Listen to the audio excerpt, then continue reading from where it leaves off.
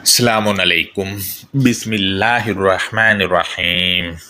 कायनात बनाने वाले, नरमी करने वाले, मेहरबानी करने वाले की शनाख्त या पहचान के साथ सूरा अन-नहल की आयत नंबर 101 का तर्जुमा है, जब हम आयत का मकान दूसरी आयत से बदल देते हैं।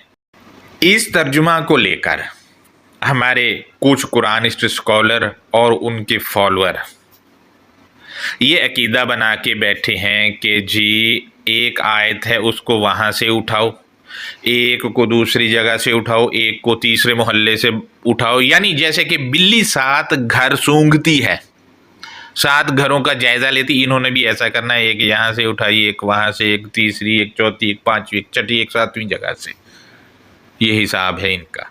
लिहाजा हम देखेंगे कि क्या आयात का मकान बदला जा सकता है भला, और इन लोगों के इस अकीदे में कितनी सदाकत और सच्चाई है। आप लोगों ने नोट किया होगा कि सूरा अन-नहल की आयत नंबर 101 ये लोग मरवजा तर्जुमा के साथ जब पेश करते हैं तो ऊपर पैराग्राफ लिखा होता है जो अकीदा बना है, या फिर नीचे लिखा होता है जो अकीदा इन्होंने उससे अखज़ किया है। दोस्तों, ये अकीदा ये लोग मरवजा तर्जुमा को लेकर लोगों के साथ शेयर कर रहे होते हैं और ख़ुद को और अपने पढ़ने वालों को धोखा दे रहे होते हैं। ये वो लोग हैं जिनका अल-किताबिल मुबीन के मतन पर गौर व फिक्र सिफर है। असूल व ज़वाबित को तो आप छोड़ ही दें। इनको मैं खुद अक्सर कॉपी पेस्ट्रिया कुरानिस्ट कहता हूँ। इन कॉपी पेस्ट्रिया कुरानिस्टों को ये तक भी पता नहीं कि आयत के जो अल्फाज हैं उनका जो तर्जुमा किया गया है मुतरजमीन की तरफ से वो किस हद तक ठीक है। कहीं उस तर्जुमा में अज़ाफ़ी अल्फाज तो नहीं डाल दिए, कहीं उस तर्जुमा में अकीदा तो नहीं डाल दिया, कहीं उस तर्जुमा में तारीख़ी जो हक़ायक़ हैं उसको मद्देनज़र रख के तो नहीं कहा गया। पता ही नहीं इन कॉपी पेस्ट्रियों को।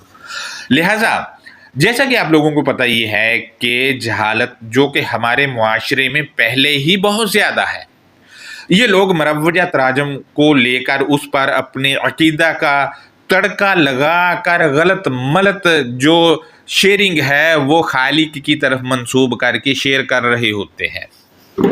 मसलन जैसा सूरा अन-नहल की आयत नंबर 101 में बहुत से ऐसे अल्फाज हैं तर्जुमा में जिनका आयत के मतन से ताल्लुक वास्ता है ही नहीं, उन पर अकीदा बनाया है और वो अकीदा इनके ख्यालात जो हैं उस पर मबनी है, आयत से, आयत के कंटेंट से उसका ताल्लुक नहीं, और वो मंसूब कर रहे होते हैं। इसी तरह हमारे मजहबी पेशवा जो हैं, आपने देखा होगा जब ये कोई मजलिस करते हैं या कोई कॉन्फ्रेंस मुनइक़िद करते हैं या दर्स रखते हैं, वो 1-1.5 घंटे का होता है या आधे घंटे से तो ज़्यादा होता ही होता है।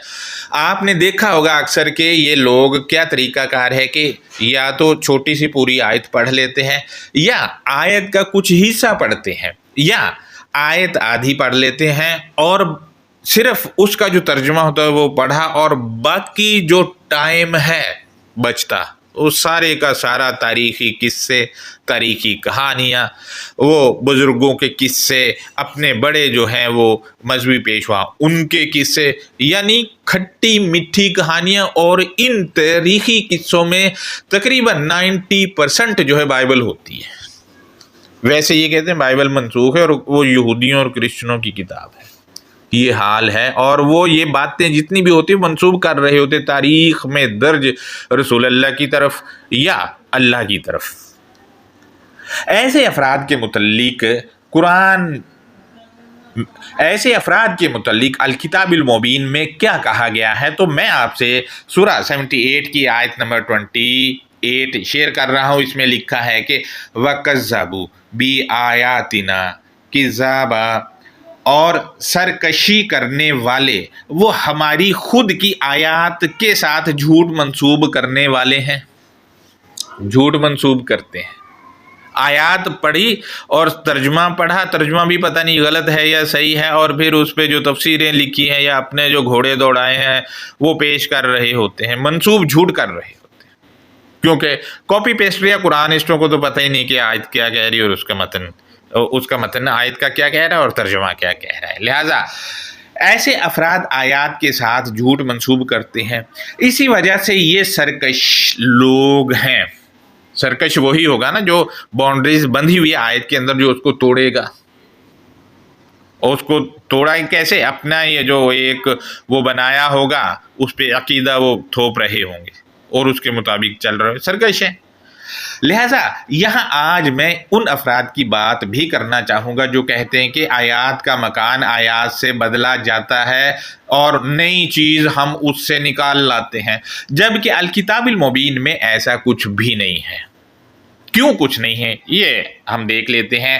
اس سلسلے میں آپ دوستوں سے کچھ مترجمین کے تراجم شیئر کر رہا ہوں، لیکن ان تراجم سے پہلے آیت کے جس حصے کا ترجمہ میں نے آپ سے شیئر کرنا ہے وہ ذرا دیکھیں اور اپنے ذہن میں بٹھائیں. جب میں ترجمہ شیئر کروں گا تو آپ سر پکڑ لیں گے. آیت کا فریز جس کا ترجمہ میں شیئر کروں گا وہ کچھ یوں ہے کہ آیت مکان آیت، اور جب ہم کوئی آیت کسی دوسری آیت کی جگہ بدل دیتے ہیں. غور کریں، یہ ترجمہ اہل حدیث کے مترجم عبدالسلام کا ہے اور یہ ڈاکٹر ہے. بریکٹ میں انہوں نے دوسری لکھا ہوا ہے. دوستو دوسری آیت کے کسی لفظ کا ترجمہ ہے ہی نہیں. آیت میں وہ لفظ ہی نہیں جس کا ترجمہ انہوں نے دوسری لکھا ہے، اور آیتن کا ترجمہ انہوں نے کیا ہی نہیں ہے. چونکہ عقیدہ ہے کہ ہم آیات کی ترتیب خود کریں گے اور اپنا مطلب نکالنا ہے عقیدہ کے تحت ترتیب دے کر. اسی وجہ سے مترجمین کو ایسا لکھنا پڑا اور اس کو نیم کیا دیا کہ تصریف آیات ہم کر رہے ہیں، جبکہ تصریف آیات والا دجل جو ہے اس پہ بھی میں کسی دن کروں گا ویڈیو. لہٰذا دوستو مزید میرے پاس جونا گڑھی صاحب کا ترجمہ ہے، غور کریں، میں نے لگایا ہے. لکھتے ہیں جب ہم کسی آیت کی جگہ دوسری آیت بدل دیتے ہیں. اب یہاں آپ نوٹ کریں جونا گڑھی صاحب نے تو بریکٹ بھی نہیں لکھی اور دوسری لکھ دیا ہے ترجمہ میں سیدھا سیدھا، جبکہ آیت میں کوئی ایسا لفظ نہیں جس کے معنی دوسری کیے جا سکے اور آیتن کا معنی بھی نہیں کیا ہے. مزید آپ دیکھیں تفسیر احسن البیان والے نے جو ترجمہ کیا ہے، جب ہم کسی آیت کی جگہ دوسری آیت بدل دیتے ہیں. یہاں آپ نوٹ کریں دوسری جو انہوں نے ترجمہ میں لکھا ہے یہ آیت کے کسی لفظ کا ترجمہ نہیں اور آیتن کا جو معنی ہے یہ ان لوگوں نے لکھا ہے نہیں بلکہ عقیدہ تھوپ دیا ہے. غور کرتے جائیں آپ. فتح محمد جالندھری صاحب، اب ان کے ترجمے کو سرکاری سرپرستی حاصل ہے. اب سرکاری جو بینچ پہ بیٹھا ہوا چیکنگ مارنے والا وہ بھی ویسا ہی ہوگا جس نے پرمیشن دی ہے. غور کریں، لکھتے ہیں اور جب ہم کوئی آیت کسی آیت کی جگہ بدل دیتے ہیں. یہاں آپ دیکھیں تھوڑا سا بہتر ہے، لیکن آیت ان کا جو معنی ہے وہ کیا ہی نہیں ہے. آیت کی جگہ آیت نہیں بدلی جا سکتی. مثلا سورہ النحل کی آیت نمبر 101 ہے، اس کی جگہ کوئی بھی مائی کا لال ان میں سے اور ان کو فالو کرنے والوں میں سے ہے کوئی مائی کا لال جو سورہ البقرہ کی آیت نمبر 12 سورہ النحل کی آیت 101 کی جگہ جا کے قرآن مجید میں لکھ دے؟ ہے کوئی مائی کا لال؟ ہے تو سامنے لائیں اور پھر اسی طرح قرآن بھی پرنٹ کریں.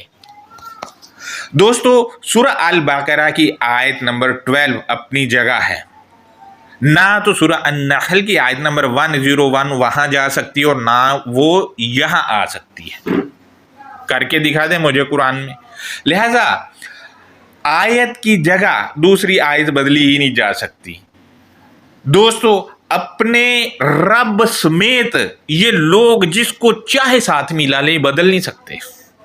سورہ البقرہ کی 12 اپنی جگہ رہے گی اور یہ اپنی جگہ رہے گی. اس کی وجہ یہ ہے کہ اگر تراجم ہی درست نہیں تو اپنا عقیدہ بھی پھر ایسا ہی نکلے گا اور اس کو پھر بچانے کے لیے طرح طرح کی تفسیریں بھی لکھنا پڑیں گی. مزید آپ دیکھیں سید ابو العلا مودودی صاحب ہیں، انہوں نے لکھا ہے جب ہم ایک آیت کی جگہ دوسری آیت نازل کرتے ہیں. آیت کا متن آپ دیکھیں، نوٹ کیا ہوگا، اب انہوں نے دوسری کسی لفظ کا ترجمہ نہیں اور نہ نازل کسی لفظ کا ترجمہ ہے. کوئی ایسا لفظ نہیں ہے جس کا ترجمہ دوسری کیا جائے یا نازل کیا ہے. نازل لفظ ہی نہیں ہے آیت میں، ہے ہی نہیں. سونے پر سہاگا کے آیتن کا معنی ہی نہیں کیا ہے. یہ ابو العلا مودودی صاحب ہیں، بہت بڑے اسکالر تھے ہمارے. مزید آپ دیکھیں مفتی تقی عثمانی صاحب، انہوں نے لکھا ہے اور جب ہم ایک آیت کو دوسری آیت سے بدلتے ہیں، یہاں آپ نوٹ کریں دوسری اور سے انہوں نے ترجمے میں ڈالا ہے، سے ڈالا ہے، کسی لفظ کا اور نہ ہی کسی حرف کے. یہ دونوں ترجمے ہیں. سے معنی من کے ہوتے ہیں اور من پوری آیت میں ہے ہی نہیں. آپ دیکھیں آیت میں من ہے ہی نہیں، انہوں نے ترجمے میں سے ڈال دیا اور دوسری بھی ڈال دیا اور آیتن کا معنی کیا ہی نہیں. مزید تدبر القرآن والے جو ہیں انہوں نے ترجمہ لکھا ہے اور جب ہم ایک آیت کی جگہ دوسری آیت بھیجتے ہیں، اب اندازہ لگائیں، دوسری اور بھیجتے ہیں کسی لفظ کا ترجمہ نہیں ہے لیکن مترجم نے ڈال دیا ہے کیونکہ آیت کے متن کی سمجھ نہیں ہے. دوستو آیتن کا معنی ہی نہیں کیا ہے. حافظ احمد یار صاحب نے ترجمہ میں لکھا ہے جب ہم ایک آیت کی جگہ دوسری آیت نازل کرتے ہیں. یہاں نوٹ کرے دوسری اور نازل کسی لفظ کا ترجمہ نہیں، لیکن چونکہ عقیدہ ہے اس وجہ سے مترجم نے لکھ دیا، آیتن کا معنی کیا ہی نہیں. ڈاکٹر اسرار احمد مرحوم صاحب ہمارے استاد محترم بھی ہیں اور بہت احترام ہے ہمارے دل میں ان کا. لکھتے ہیں اور جب ہم بدلتے ہیں ایک آیت کی جگہ دوسری آیت، دوستو دوسری کسی لفظ کا ترجمہ نہیں ہے، چونکہ عقیدہ ہے اسی وجہ سے یہ لکھنا پڑا اور آیتن کا معنی ہی نہیں کسی نے نہیں کیا. جتنے بھی میں نے یہ ترجمے پڑھے ہیں آپ غور کریں، تقریباً میں نے 9 مترجمین، آپ غور کریں میں نے 9 مترجمین کا ترجمہ لگایا اور بڑے بڑے اسکالر ہیں. یہ نتیجہ آپ کے سامنے ہے. جبکہ کسی نے نازل لکھ دیا، کسی نے بھیجا لکھ دیا، کسی نے دوسری لکھ دیا، کسی نے سے لکھ دیا ترجمے میں، اور ہمارے یہ کاپی پیسٹ یا قرآنسٹ جو ہیں اسی کو کاپی پیسٹ کرتے پھرتے جا رہے ہیں اور ان کا ایمان انہی تراجم پر بنا ہوا ہے. میں آپ کو ایک بات بتاؤں کہ ایک سوشل میڈیا پر ایک قرآنسٹ کا فالوور بنا سوچے سمجھے آیات کو کاپی پیسٹ کرتا ہے. جب میں نے اس سے کہا یار یہ آپ جو کاپی پیسٹ کر رہے ہو یہ والی آیت اس میں تو ایسا لکھا ہوا ہے نہیں، اس کے متن میں، تو جناب بفر گیا اور بد اخلاقی شروع، بفر گیا. مطلب یہ ہے کہ جہالت اتنی ہے کہ اگر ان سے کہہ دو نا کہ یار یہ جو ہے یہ چیز آیت میں تو نہیں ہے، یہ ترجمے میں لکھی جو آپ کاپی پیسٹ کر کے عقیدہ بنا کے گھوم رہے ہو، تو بفر جاتے ہیں، بد اخلاقی شروع. اور دعویٰ یہ ہے کہ ہم قرآن مجید کی تعلیم دیتے ہیں. جی قرآن مجید ہم پیش کر رہے ہوتے ہیں. یہ سارے قرآنسٹ نہیں، کچھ ہیں ایسے بد اخلاق لوگ. دوستو مزید جیسا میں نے آپ سے ابو العلا مودودی صاحب کا ترجمہ پیش کیا تھا، دوبارہ دیکھیں. جب ہم ایک آیت کی جگہ دوسری آیت نازل کرتے ہیں، سبحان اللہ. دوستو آپ نوٹ کریں، میں دوبارہ ریپیٹ کر دوں کہ سورہ النحل کی آیت نمبر 101، اس کی جگہ کوئی مائی کا لال بھی ان میں سے اور نہ ان کے فالورز میں سے سورہ البقرہ کی آیت نمبر 12 چینج نہیں کر سکتے. قرآن میں دونوں اپنی جگہ جہاں ان کی ہے، سورہ البقرہ 12 کی جگہ جہاں ہے وہ وہیں پہ ہے، اور سورہ النحل کی آیت نمبر 101 کی جگہ جہاں ہے وہاں ہے. اسی طرح باقی جتنی بھی آیات ہیں وہ اپنی اپنی جگہ سٹینڈ ہیں، ان کی جگہ کوئی مائی کا لال نہیں بدل سکتا ان میں سے. لہٰذا دوستو یہ کچھ چیزیں تھی جو میں آپ دوستوں سے شیئر کر رہا ہوں. اب آپ دیکھیں آیات کو غور سے، تو اس میں جو لکھا ہے وہ ایزا ہنگامی حالت کا کرینہ ہے اور یہ کسی بھی وقت اپلائی ہو جاتا ہے. اسی طرح ہم دیکھتے ہیں آیت میں موجود لفظ جو ہے کالو، یہ کالو جو ہے جمع کا سیگا ہے اور اس میں ضمیر مستتر ہم چھپی ہوئی ہے جو کہ پچھلی آیت میں مشرکین کی طرف لوٹ رہی ہے، لیکن ہمارے مذہبی پیشوا ہوں یا یہ قرآن اس کاپی پیسٹ یا جب یہ آیت پیش کرتے تو ترجمہ لگا دیتے ہیں، پتہ ہی نہیں ہوتا ہے کہ یہ ضمیریں جو ہیں کدھر لوٹ رہی ہیں اور کالو میں کون سی ضمیر، پتہ ہی نہیں ہوتا۔ اور سیاق و سباق سے آیت کا تعلق توڑ کر جو عقیدہ بنا ہوا ہوتا ہے وہ لوگوں کو پیش کر رہے ہوتے ہیں۔ یہ مجرمین ہیں جو سیاق و سباق کو توڑنے والے ہیں۔ بڑے بڑے اسکالر ہیں اس میں، فالووروں کو تو چھوڑ ہی دینا، بڑے بڑے اسکالر ہیں۔ ایک اسکالر جو کہ نمازی قرآن ٹیسٹ ہیں، ہزاروں میں اس کے فالوور ہیں، وہ یہ کام کرتا ہے، اندازہ لگائیں آپ۔ دوستو یہاں ایک بات جو یہ ہے کہ اصل میں نہ تو ان کے پاس علم ہے اور نہ کچھ دوسرا، بس ایک دوسرے کو پڑھ لیا اور ویسے ہی کرنا شروع کر دیا، اپنی عقل تو لڑانی نہیں ہے۔ جبکہ قرآن مجید بار بار تدبر تفکر کرنے کا اور عقل لڑانے کا کہتا ہے، نہیں کرنا ہی نہیں ہے۔ مزید ہم دیکھتے ہیں آیت میں اکثرہم آیا ہے، اس میں ہم کی ضمیر جو ہے یہ پچھلی آیت میں مشرکین کی طرف لوٹ رہی ہے، اور یعلمون میں بھی ضمیر مستتر جو کہ جمع کی ہے یہ بھی پچھلی آیت میں مشرکین کی طرف لوٹ رہی ہے۔ آپ دیکھیں مزید آیت کا متن جس کا میں آپ سے ڈسکس کر رہا ہوں، وہ فریز یہ ہے کہ وَإِذَا بَدَّلْنَا آیَةً مَكَانَ آیَاتٍ وا، اس میں مکانہ آیاتن جو ہے مرکب اضافی ہے۔ ترجمہ میں اس کا ترجمہ کرتے وقت کی کا یا کے لگے گا ترجمہ میں، یعنی کہ مکانہ آیاتن وا، آیت کا مکان، یا اس کا دوسرا ترجمہ ہوگا آیت کی مکان، یا اس کا تیسرا ترجمہ ہوگا آیت کے مکان، کانٹینٹ کے مطابق کی کے یا کا لگے گا۔ ابھی میں مکان کا ترجمہ نہیں کر رہا ہوں، مگر یہ بات آپ دوست یاد رکھیں، اسم مکان الکتاب کے مطابق فزیکل ہے ہی نہیں۔ آپ جن آیات میں لفظ مکانہ، مکانی، مکانن، مکانن آیا ہے وہ نکال کر پڑھیں اور غور کریں، اس میں فزیکل مکان کی جگہ نہیں ہے۔ مکانہ یہاں پر مفعولی حالت میں ہے، ترجمہ ہوگا دی ہوئی جگہ یا دیا ہوا مکان، جبکہ آیت اس کا مترادف جو ہے برہان ہے۔ آیت لفظ کا مترادف برہان ہے، اور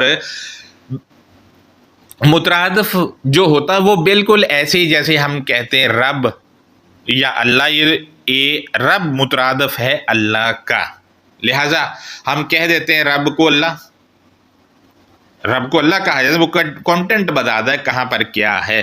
لہذا مزید ہم دیکھتے ہیں بدلنا، اس میں بدلنا میں نا جو ہے جمع متکلم کی ضمیر ہے، کم سے کم دو کے لیے آتا ہے عربک اصول کے مطابق، اور بدل اس کے معنی ہے ترمیم کرنا، نظر ثانی کرنا، یہ معنی ہے اس کے۔ اور مکانہ اسم للمکانی ہے، یہ جگہ کے لیے مفعول بھی ہی ہے۔ ان حرکات کے ساتھ لفظ اور آیاتن کے معنی دلیل کے ہیں۔ مکانہ دو بار ہی موجود ہے، سیم صورت میں وہاں بھی یہی معنی لگیں گے جو میں نے آپ سے شیئر کیے ہیں۔ دوستو بدلہ کے معنی جو میں آپ سے شیئر کروں تو اس کے معنی ہے ترمیم کرنا یا نظر ثانی کرنا۔ لہٰذا اب ہم اس آیت کی انڈرسٹینڈنگ کو دیکھتے ہیں تو سورہ النحل ہے، آیت نمبر 101، اس میں لکھا ہے وَإِذَا بَدَّلْنَا آیَةً مَكَانَ آیَةٍ، اور جس لمحے ہم دلیل کی نظر ثانی کرتے ہیں تو دلیل کی دی ہوئی ایک ہی جگہ ہے۔ جب ہم دلیل کی نظر ثانی کرتے ہیں تو دلیل دی ہوئی ایک ہی جگہ ہے۔ دوستو بدلنا جیسا کہ میں بتا چکا ہوں جمع متکلم ہے، یعنی اللہ کے ساتھ اس کے پیغام کے ذریعے جڑا ہوا کوئی فرد اگر مشرکین کے مد مقابل آپ کو یا مجھے آیت کو نظر ثانی کراتے ہیں تو دلیل یعنی آیت اپنی جگہ پر موجود ہے، اس نمبر پر جائیں اور نظر ثانی کر لیں، کیونکہ آیت یعنی دلیل اسی جگہ کائنات بنانے والے نے رکھ دی ہے اس کتاب میں، اسی جگہ آیت آپ کو مل جائے گی، آپ کو نمبر یاد ہو تو۔ اگر میں آپ سے پوچھوں کہ دلیل دی ہوئی جگہ کون سی ہے، جہاں پر خالق نے دلیل دی ہے وہ جگہ کون سی ہے، تو آپ خود ہی کہہ اٹھیں گے کہ الکتاب المبین ہے۔ لہذا دلیل دی ہوئی ایک ہی جگہ ہے اور وہ الکتاب المبین کے اندر ہے، اور نمبر کے ساتھ دلیل دی ہوئی ہے اپنی جگہ پر۔ دلیل دی ہوئی ایک ہی جگہ ہے، آپ دیکھ لیں آیت ایک ہی جگہ پر ہے، اپنا جو نمبر دیا گیا اسی جگہ پر ہے، وہ آیت کسی دوسرے نمبر پہ جا کے نہیں ٹکرا رہی۔ اگر دوسری لانا مقصود ہے تو وہ دوسرے نمبر کے ساتھ دوسری جگہ پہ اپنی جگہ قائم دائم ہے۔ وہ ہمارے ہاں کہتے ہو جی آیات سے دوسری آیات کیسے بدل دی بھائی۔ مزید یہ کہ میں اس فریز کا ترجمہ آپ دوستوں سے شیئر کروں تو کچھ یوں بنے گا، وَإِذَا بَدَّلْنَا آیَةً مَّكَانَ آیَةٍ، اور جس لمحے ہم دلیل کی نظر ثانی کرتے ہیں یا جس لمحے ہم دلیل کی ترمیم کرتے ہیں تو دلیل کی دی ہوئی ایک ہی جگہ ہے، یا دلیل دی ہوئی ایک ہی جگہ۔ اب دلیل جو دی ہے وہ کہاں ہے، وہ آپ کو پتا ہے کہ الکتاب المبین کے اندر ہے، یا کائنات میں رکھی ہیں دلیلیں اس نے اپنی۔ مزید جب یہ ہوتا ہے یعنی جس لمحے دلیل کی نظر ثانی کرتے ہیں تو دلیل دی ہوئی جگہ جو ہے وہاں سے کیا حاصل ہوتا ہے نظر ثانی کرنے پر، تو آیت کے اگلے فریز میں ہے وَاللَّهُ أَعْلَمُ بِمَا يُنَزِّلُ، اور کائنات بنانے والا وہ زیادہ جانتا ہے جو وہ آیت یا دلیل کے ساتھ انکشاف کرتا ہے۔ اب آپ دیکھیں عالم جو ہے یہ سنگولر ہے، یہ کائنات بنانے والا جانتا ہے جو وہ آیت یا دلیل کے ساتھ انکشاف کر رہا ہے۔ انکشاف اس نے کرنا ہے، میں نے یا آپ نے نہیں کرنا۔ جب وہ انکشاف کرے گا تو جب نظر ثانی کریں گے تو ہمارے جو عقائد و نظریات ان میں ترمیم خود ہی ہوتی جائے گی۔ لہٰذا جب آیت پڑھنے پر انکشاف ہوگا یعنی نئی چیز آیت سے پتہ چلے گی جو پہلے پتہ نہ تھی، تو پھر مشرکین کا کیا ری ایکٹ ہوگا جب ان کے سامنے وہ چیز رکھی جائے گی، تو وہ آیت کے اگلے حصے میں بتایا گیا یہ کہہ کر کے کالو۔ اب کالو ضمیر مستتر اس میں پچھلی آیت میں مشرکین کی طرف ہے، تو کالو انما انت مفتر، حقیقتاً مشرک یا ملاوٹ کرنے والے وہ کہتے ہیں کہ تو اس کے سوا نہیں کہ جھوٹ گھڑ کر منسوب کرنے والا ہے۔ مفتر جھوٹ گھڑ کر منسوب کرنا اس کو کہا جاتا ہے۔ لہٰذا دوستو آج بھی آپ آیت پڑھ کر جو آپ کو انکشاف یعنی آیت سے نازل ہوا ہے، وہ اپنے ارد گرد جو لوگ رہتے ہیں جو ملاوٹ کر رہے ہیں، جیسا کہ یہ قرآنسٹ کاپی پیسٹریا ہے، یہ مشرکین ہیں، یہ جو ملاوٹ کر رہے ہیں ان کے سامنے رکھا جائے یہ فریز تو وہ یوں ہی کہیں گے تو وہ تو اپنی گھڑتا پھر رہا ہے، یہ کہتے ہیں۔